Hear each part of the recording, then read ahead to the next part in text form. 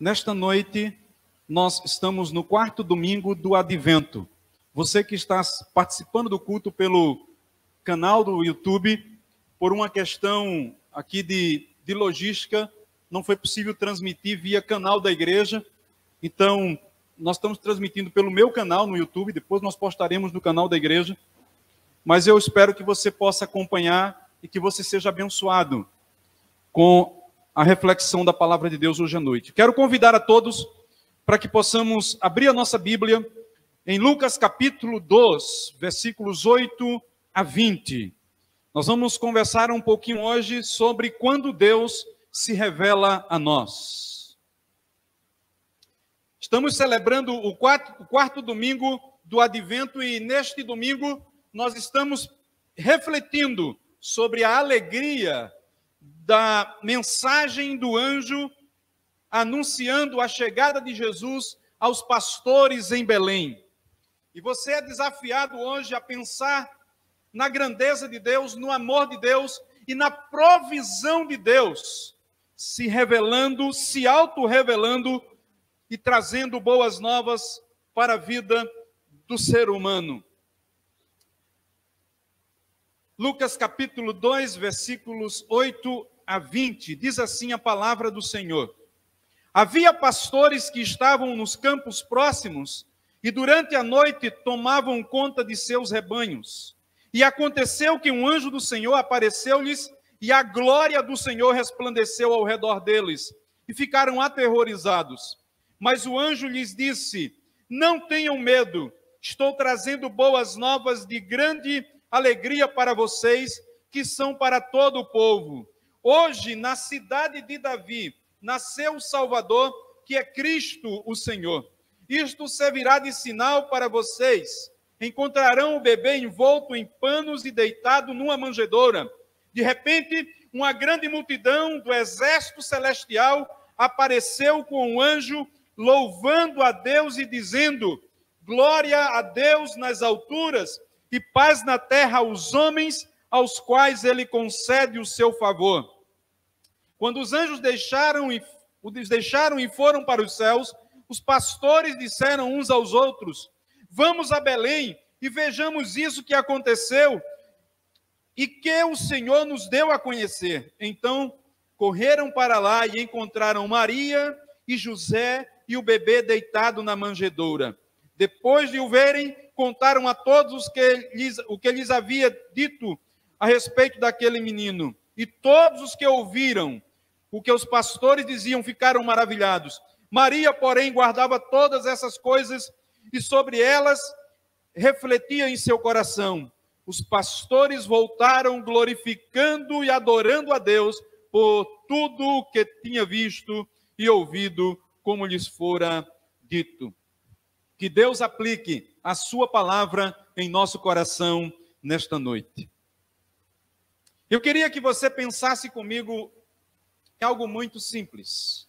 A nossa resposta a Deus, diante da mensagem do Evangelho, pode mudar não somente a nossa história de vida, mas a história de vida de outras pessoas também. Apesar de muitas pessoas, ainda é uma minoria, mas existe ainda muitas pessoas que duvidam da possibilidade de Deus se relacionar com o ser humano, de Deus falar com o ser humano. Ao longo da história humana, Deus se revelou. Deus sempre se revelou. E as Escrituras trazem isso. Deus se revelou desde o início. Deus se revelou através da natureza. Deus se revelou através das Escrituras e Deus se revelou através de seu Filho Jesus. Mas não somente isso.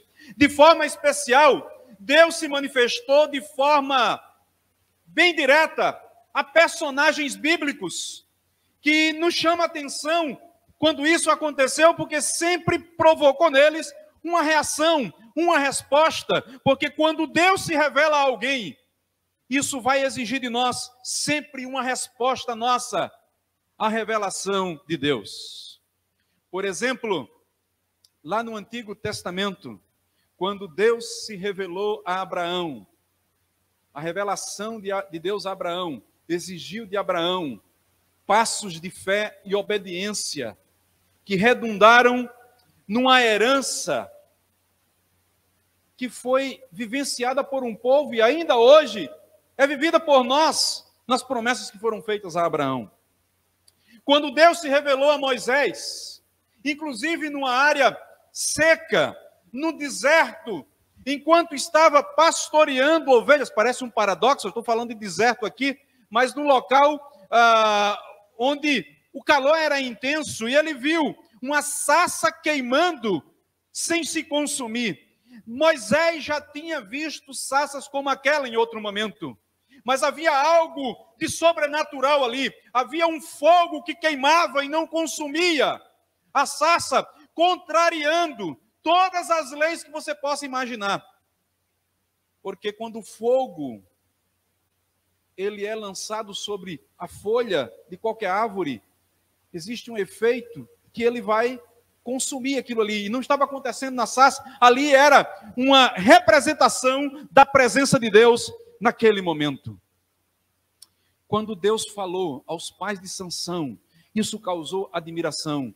Quando Deus aparece lá em Belém, há um grupo de pastores que estavam pastoreando, e Lucas, pastoreando seus rebanhos, e Lucas traz isso no seu capítulo 2. Ele nos escreve para nos mostrar como os pastores de Belém receberam a mensagem de Deus, a revelação de Deus, e como eles responderam, tendo recebido essa mensagem em primeira mão, o anúncio da vinda do Salvador, e como isso resulta de forma exemplar para nós, que vivemos hoje tantos séculos depois. Porque quando alguém ouve a voz de Deus, quando alguém tem a oportunidade de ter uma experiência real e pessoal com Deus, quando Deus se revela a alguém, algo diferente acontece, é necessário uma resposta de nossa parte.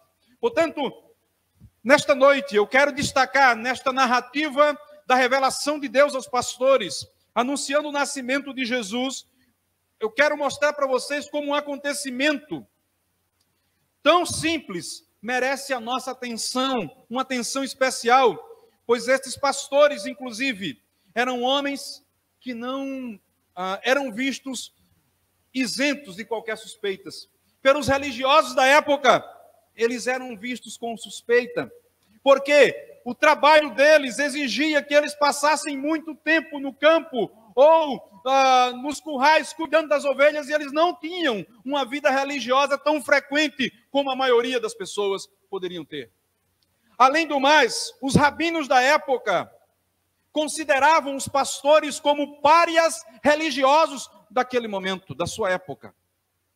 E é exatamente curioso que quando Jesus nasceu, dentro do relato de Lucas, Deus não se revelou primeiro aos líderes religiosos. Deus não se revelou primeiro aos sacerdotes. Deus se revelou àqueles cujos religiosos desprezavam, aos pastores. E é curioso também notar que Mateus, quando escreve o seu evangelho, ele mostra que Deus manifestou algo sobre o nascimento de Cristo através de um astro, de uma estrela, aos magos que vieram do Oriente. Eram gentios, não eram judeus. Lucas vai falar de pessoas que eram vistas com certo preconceito e Deus se revelou a eles. Porque nem sempre são os mais religiosos, ou diria, quase sempre nunca são aqueles que aparentam ser mais religiosos, que têm o privilégio de experimentar a Deus de forma profunda, mas sempre são aqueles que podem ser usados para cumprir os propósitos de Deus em sua vida. Deus não estava preocupado de anunciar o nascimento do seu filho a partir daqueles que se vestiam como religiosos, daqueles que traziam as ofertas. Um detalhe que é preciso observar é o seguinte: em Jerusalém estava o templo, e no templo eram oferecidos os sacrifícios, tanto pela manhã quanto pela tarde. Os judeus ofereciam 2 sacrifícios por dia, e era exatamente em Belém, que ficava próximo de Jerusalém, onde eram criadas as ovelhas que eram levadas para o sacrifício no templo. Pode até ser que aqueles pastores fossem levitas que estavam cuidando das ovelhas.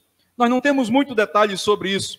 O fato é que eles estavam durante a vigília da noite, e não era 25 de dezembro. Permitam-me fazer essa colocação aqui. Há muitos mitos sobre o Natal. E para mim, o principal mito é quanto à data do nascimento de Jesus. E eu quero deixar isso muito claro aqui para vocês. Eu tive a oportunidade, na última quinta-feira, participar de um programa, a Escola Viva, não é? Que foi transmitido sobre o verdadeiro significado do Natal, e eu pontuei isso com mais detalhes. Mas deixa eu dizer para você, a primeira coisa que você tem que lembrar é que somente a partir do quarto século é que o dia 25 de dezembro foi considerado como data simbólica para o nascimento de Jesus. E por aprovação do Papa Júlio I. Portanto, a igreja, nos primórdios, sequer comemorava o dia do nascimento de Jesus. Só a partir do segundo século é que existem alguns vestígios de comemoração, sendo esta data. Os cristãos ortodoxos, eles comemoram no dia 7 a data do nascimento de Jesus. Portanto, o que a gente tem que olhar aqui é que, provavelmente, esses pastores que estavam em Belém, eles não estavam lá no mês de dezembro, porque em dezembro, na Palestina, da época de Jesus, na nossa época também, é um momento, um período de frio. Em alguns lugares até, você vai perceber, neve. Não havia pasto para as ovelhas. E quando é que os pastores levavam as ovelhas para o campo? Quando à noite não tinha chuva e o clima era quente, e eles refrescavam ali as ovelhas, e eles também, ficavam ao campo durante a noite. Portanto, não foi no mês de dezembro. O fato é que eles estavam ali, eles não esperavam o que iria acontecer, eles não tinham nenhuma ideia de que algo sobrenatural aconteceria ali. Mas sabe o que acontece? Foi exatamente naquele momento, no de repente de Deus, como alguns dizem, no momento de menos probabilidade para eles, que aparece o anjo do Senhor. Quando Deus se revela a nós, Deus não escolhe lugar, Deus não escolhe forma, Deus não escolhe classe social, Deus escolhe pessoas que estejam alinhados com o seu propósito. O que os pastores fizeram quando receberam a revelação de Deus? O restante do capítulo de Lucas, capítulo 2, vai mostrar que um velho, Simeão, também viu o cumprimento da palavra de Deus. E ele respondeu de uma forma.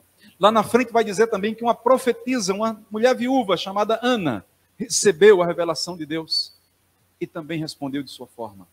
Todos nós temos uma resposta para dar para Deus quando Ele se revela a nós. E os pastores, eles vão responder de 4 formas diferentes. A primeira delas está no versículo 8 ao versículo 14. Diz o texto que eles estavam ali pastoreando, o anjo do Senhor apareceu, a glória do Senhor resplandeceu ao redor deles, e eles ficaram atemorizados. A palavra aqui, ela deriva da palavra que nós conhecemos como fobia.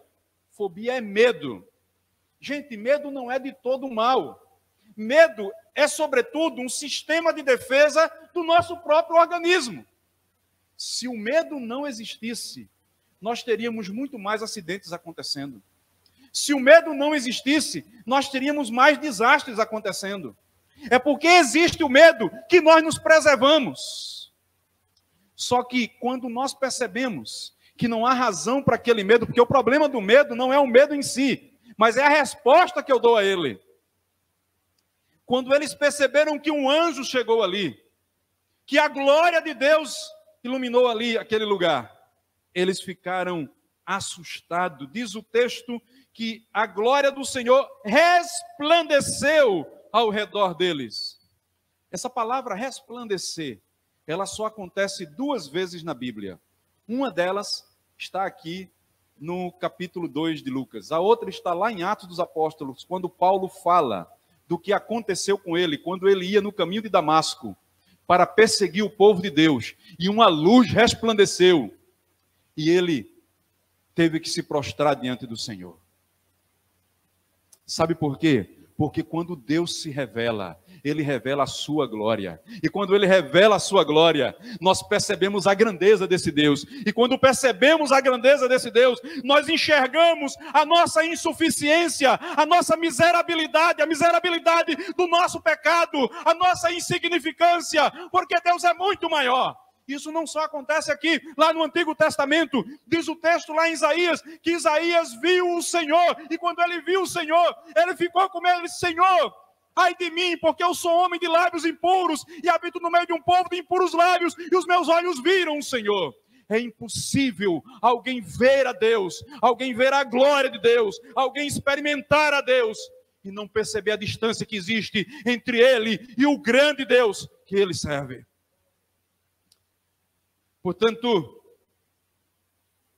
primeira alternativa foi medo. Medo. Medo que foi transformado. Eu diria que transformado em um certo temor. Porque o medo foi vencido quando os anjos disseram: não tenham medo.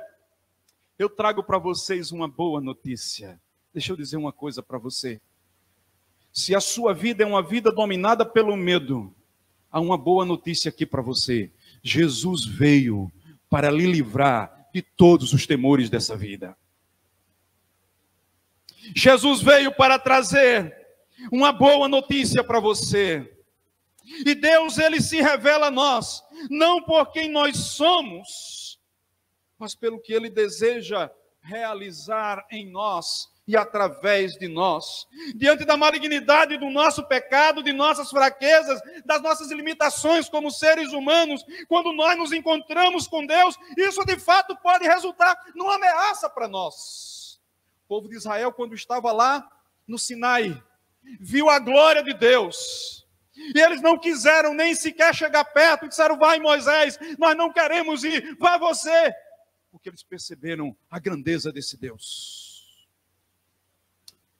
Um dia eu tive a oportunidade de encontrar com um cidadão, e ele disse para mim que ele não queria aceitar a Cristo como Salvador, porque ele já tinha entrado, palavras dele, abre aspas, neste barco furado, fecha aspas, e ele não queria fazer isso novamente.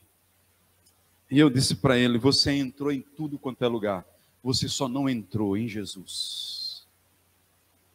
Quando alguém entra em Jesus, no barco conduzido por Jesus, quando a vida ela é preenchida por Jesus, todo medo vai se desfigurando, vai se desfazendo, vai se esvaindo, porque Deus, Ele mostra que há algo muito maior acontecendo. E o que é que aconteceu ali? Não foi outra mensagem, irmãos. Foi a mensagem do Evangelho. O anjo disse: eu estou trazendo boas novas de grande alegria para vocês, mas que não vai ser só para vocês que estão aqui, vai ser para todo o povo. Na cidade de Davi vos nasceu um Salvador. Primeira característica deste menino, ele é Salvador, que é Cristo. Segunda característica, ele era o Messias, não era um simples bebê.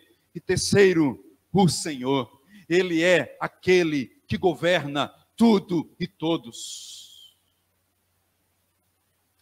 E o anjo disse para eles o seguinte: isso servirá de sinal para vocês. Vocês vão encontrar um bebê envolto em panos e deitado numa manjedoura.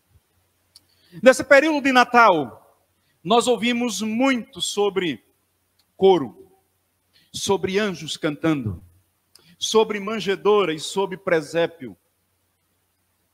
Mas o sinal de que algo bom estava acontecendo não estava em nenhuma dessas coisas. O sinal estava no bebê. Sabe o que acontece? Nesse período de Natal, às vezes nós lembramos de festejar sobre tudo. Pensamos na roupa nova que compramos ou deixamos de comprar. Pensamos no sapato novo que compramos ou deixamos de comprar. Pensamos no amigo secreto, no presente que vamos dar e no presente que vamos receber. Pensamos na confraternização, no momento de sociabilização, seja lá o que for. Mas esquecemos que só existe um sinal de que algo novo aconteceu. O menino que estava na manjedoura. E esse menino era Jesus, ele era o Salvador, ele era o Cristo, ele era o Senhor. Portanto, não existe celebração natalina, não existe celebração nesse período sem um sinal que era o bebê, que era o menino. Você nunca vai viver um verdadeiro Natal se esse menino não servir de sinal de Deus para a sua vida. Há muitas pessoas que estão confundindo. E aí focam no anjo, porque diz o texto que depois desse momento, uma multidão de exército celestial apareceu cantando. Provavelmente eram outros anjos, e o anjo que deu a notícia estava ali próximo, e falando palavras magníficas: glória a Deus nas alturas, paz na terra aos homens, que Ele concede o seu favor. E aí aquele medo, ele vai se substituindo por um temor a Deus. Qual foi a primeira resposta? O medo. Qual foi a segunda resposta? Fé. Quando o anjo falou, quando eles viram aquele coro celestial cantando, versículos 15 e 16, diz que eles disseram uns para o outro: vamos a Belém e vejamos isso que aconteceu. Eles estavam fora da cidade.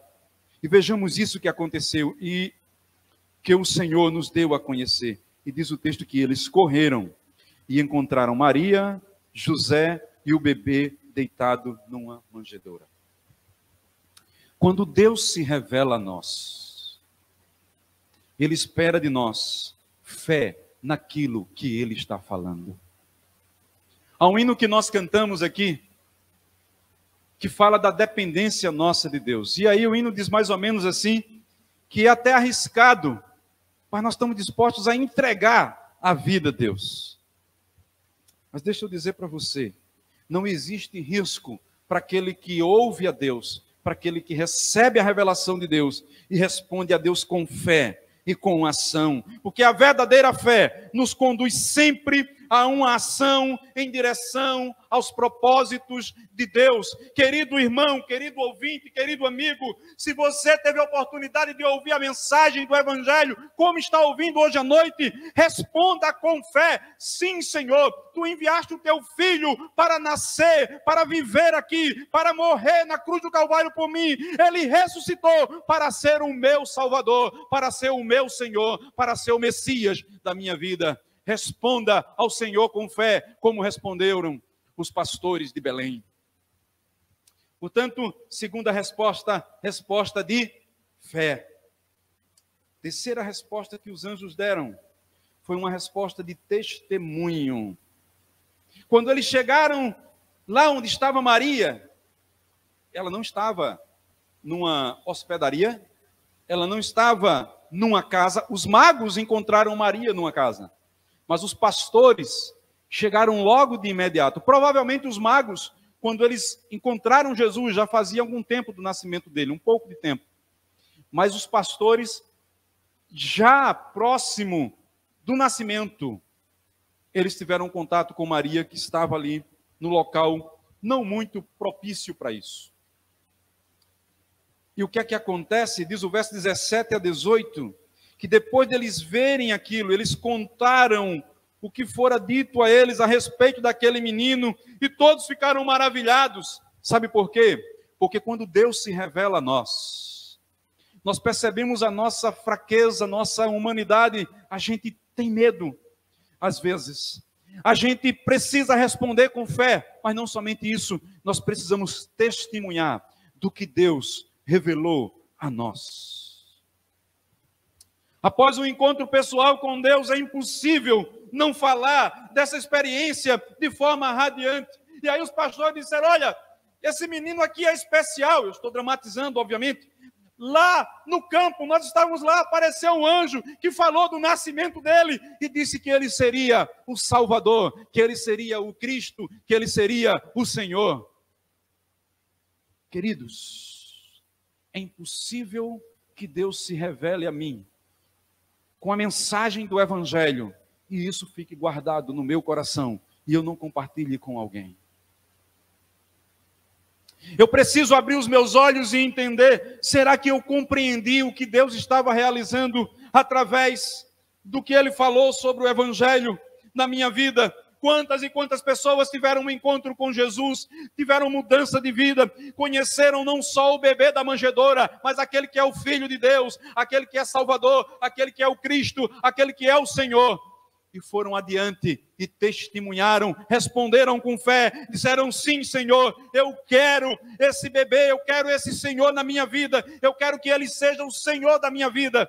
E a partir daí, começaram a proclamar e a testemunhar de Jesus e a falar da grandeza dele, porque é impossível que essa experiência fique guardada para você. Ou você não teve um encontro com Deus. Mas, por último, e não concluindo, a quarta resposta que os pastores trouxeram da revelação de Deus para eles sobre o Evangelho está no versículo 20. Diz que eles voltaram glorificando e louvando a Deus por tudo que tinham visto e ouvido, como lhes fora dito. Isso me chama a atenção. Nós estamos vivendo momentos delicados, onde as pessoas querem atrair para si a glória daquilo que Deus faz. Os pastores viram a glória de Deus, os pastores viram um anjo, os pastores viram um coral de anjos, os pastores viram o menino Jesus. No fim das contas, os pastores saíram e glorificaram a Deus. Isso é uma lição para a nossa vida. Deus, Ele sempre faz continuar a sua obra e Ele conclui o que Ele realiza em nós. A grande questão é que resposta eu dou a Deus diante daquilo que Ele revela acerca de si mesmo, a minha vida. Os pastores responderam a Deus com gratidão e com louvor. Toda a glória é dele. Muitas pessoas se lembram dos pastores de Belém. Muitas pessoas se lembram dos reis que visitaram Jesus. Muitas pessoas se lembram do anjo e do coral que cantou. Mas esquecem que no fim das contas, a glória só pode ser dada ao menino que nasceu em Belém.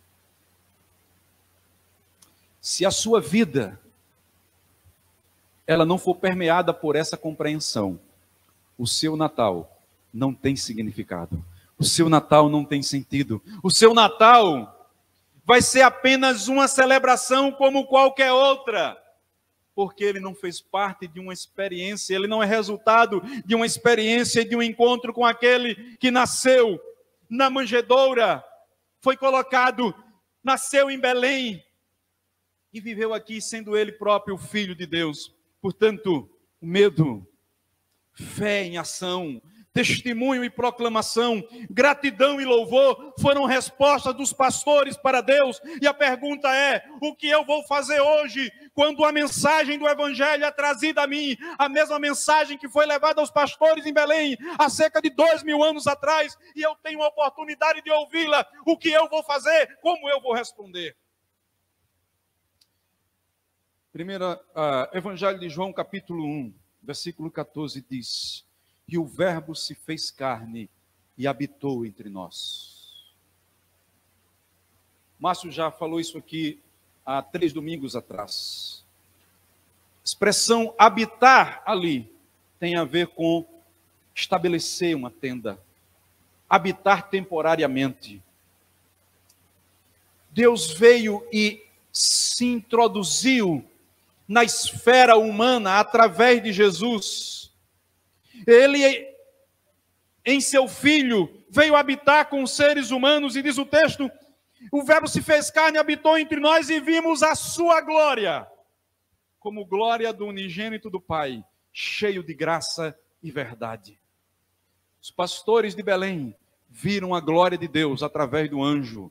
Nós temos oportunidade de ver a glória de Deus através de Jesus. Como você vai responder a Deus diante dessa situação? O que Deus espera de você em resposta ao seu Evangelho? Que você tema o Senhor, porque o temor é o que produz obediência a Deus. Que você tenha fé no Filho de Deus, aquele que morreu na cruz para ser o seu Salvador. Que você testifique de forma vibrante, de maneira que possa impactar a vida de outras pessoas. E por fim, que a sua vida seja vivida para a glória de Deus. Essa é a resposta que Deus espera de você hoje à noite. O Verbo se fez carne e habitou entre nós, e vimos a sua glória.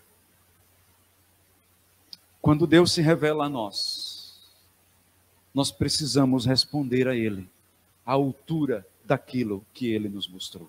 Se você ainda não encontrou a Cristo, se você não conhece a Cristo como seu Salvador ainda, você tem a oportunidade de, nesta noite, ter um encontro com Jesus. Há alguém aqui que gostaria de assumir um compromisso com Cristo, recebendo-o como Senhor e Salvador de sua vida? Levante sua mão só para que a gente possa saber e orar. Há alguém? Há alguém na sua casa, no aconchego do seu lar, que gostaria de tomar uma decisão em Cristo? Se houver, faça isso nesse momento. Diga sim, Senhor, eu entrego minha vida a Ti. Eu quero ter um relacionamento pessoal com o Senhor. Eu quero viver para o Senhor. Escreve o meu nome no livro da vida. O Senhor está ouvindo a tua voz. Pai querido, muito obrigado por esta noite. Alegria de estarmos em tua casa, te celebrando, te glorificando, te bendizendo o nome. Ó Deus, nos despede em paz para uma semana de vitória na tua presença. Abençoa cada pessoa que participou deste culto, cada pessoa, ó Deus, que pôde interagir conosco, que pôde participar da Santa Ceia, cada um que está em seu lar e que está ouvindo e participando dessa celebração. Se há alguém entregando a vida a Ti nesse momento, que possa, ó Deus, receber-Te com gratidão e ser tocado pelo Senhor. Dai-nos o restante da noite na Tua presença. É o que nós Te pedimos e Te agradecemos, em nome de Jesus. Amém. Que Deus abençoe a sua vida. Deixe sentar só um minutinho.